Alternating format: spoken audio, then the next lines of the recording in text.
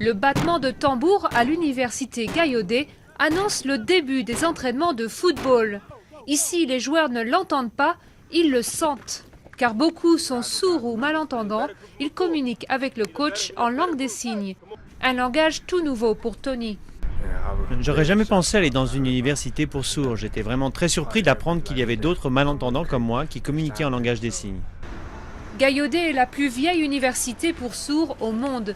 Ici, les cours sont bilingues en anglais et en langue des signes. Et ils sont suivis par des jeunes du monde entier, comme Anastasia, venue de Russie. C'est vraiment cool parce que tous les profs parlent la langue des signes. C'est vraiment super qu'il y ait cette communauté de sourds. En Russie, on n'a pas accès aussi facilement aux services d'interprétation.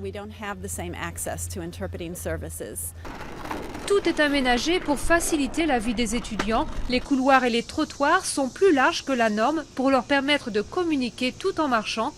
Et les salles sont équipées de vidéophones, des téléphones qui permettent de parler par écran interposé. Dans son ancien lycée, Tony se sentait isolé. Il était le seul élève malentendant. À Gallaudet, il s'est totalement épanoui.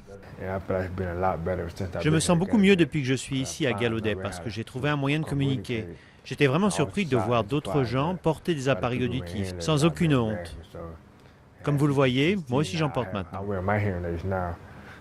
La seule chose dont Tony a honte aujourd'hui, c'est son énorme collection de chaussures. C'est horrible, je sais. Il faut vraiment que je commence à en donner. Mais pour l'instant, je les garde. Des chaussures pas faites pour n'importe qui, car d'après son entraîneur, Tony a tout pour devenir une pointure du football américain.